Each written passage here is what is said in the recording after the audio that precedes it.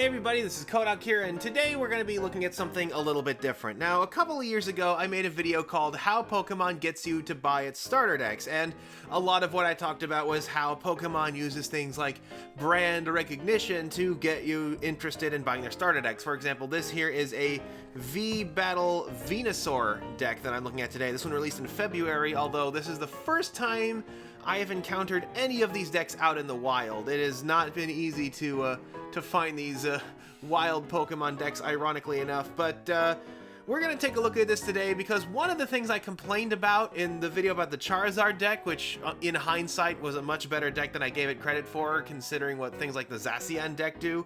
One thing I mentioned was I didn't like the fact that you had to destroy the package in order to get at the cards. Now, I kind of butchered it in that original video, but none of these things have like an easy open flap. You'd have to like rip the bottom and the glue, or you'd have to tear this top portion off. And you know me, I complain about that because I'm the kind of guy who likes to, you know, keep archival copies around, have a copy around that I can, you know, display or show off. You know, I like to include a lot of these sorts of things as props in my 7 Deadly Sins videos. However, something I have grown to understand is the reason that these boxes for Pokemon are the way that they are is to make them tamper evident. So yes, you have to destroy the package to open it up, but when you're in an industry where, you know, some unscrupulous person might buy the deck, take it home, take out all the good cards, replace them with like expired junk commons or like literal poker cards, and then bring it back to the store to try to give it back to the store and say, oh, I just didn't want it, and try to get a full refund.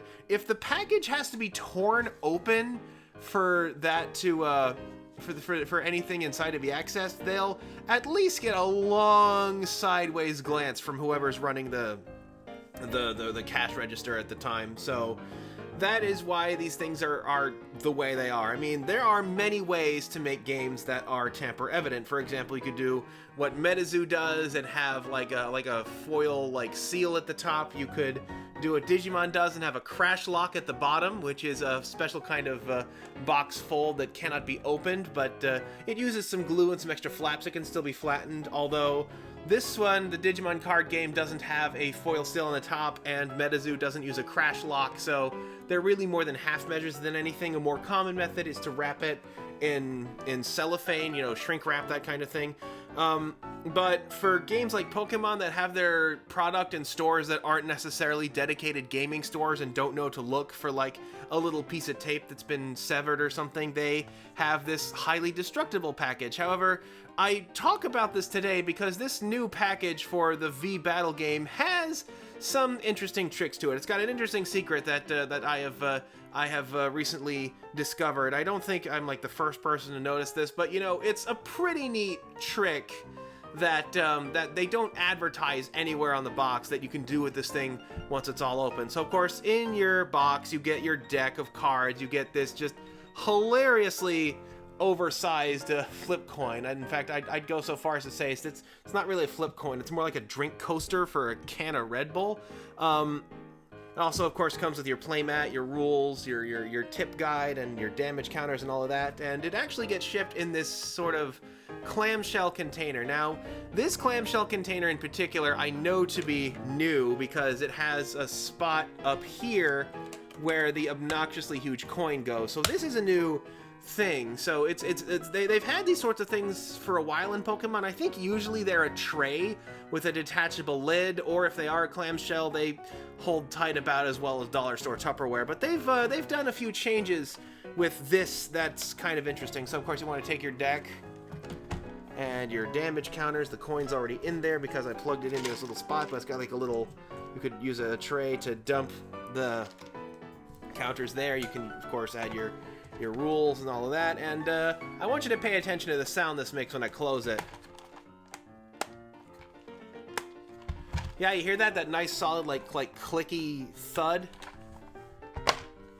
where it closes like really nice and tight. This is new. Having one of these that closes really nice and tight is a super new thing where it won't open unless you like really really give it a push. So that means this thing can act as storage even after you're done playing it with it. You can stash the tokens in here pretty nicely. In fact, if you got dice, they could probably, like, some of the small dice fit in here too, but you know, it's got the deck nice and secure and this little extra padding here. But the thing I've discovered that's interesting is with the box, because the box is designed to be ripped open from the top, but there's an interesting little trick that if you take it and put it back inside the box, you can then take the hanger, the hanger that normally hangs it from the shelf, turn it around and tuck it in like a tuck box with a little bit of finagling here. Yeah, okay, so yeah, and that's pretty solidly shut there. So yeah, that's everything back into this box. Yes, you had to damage it in order to open it, but it's designed in such a way that you can close it again after you're done with that. And this kind of blew my mind when I finally realized this, because they don't advertise this feature anywhere on the box. I mean, you'd think that like there's like somewhere on this flap on the back here, or perhaps, you know, you take it out and behind it can tell you how to recycle that box. We're in a place where even like a token gesture of being able to recycle something is, you know, seen as a good idea. And the fact that these Pokemon boxes can easily reseal is really nice. I don't know if the older ones did this, but this is the new design with kind of the blockier shape and the more solid clamshell to hold everything together. But it's really cool that you can restash the deck back into the box and just have a lot of fun with it. You know, this is a little thing that I call product design. I am always on this channel talking about how it's always the little things. This is one of those things. This is a nice way to sort of have your cake and eat it too. It is a package that you have to destroy in order to open it, but because of how they've arranged this flap up here, it is something that you can also reuse. It is a resealable box that is highly tamper evident, and I think that's some design work that really needs to be mentioned. Kudos. It's the kind of thing to keep in mind when you're talking about your product presentation. I mean, I talk about like a lot of rules, a lot of things like that, what games you're basing your games on.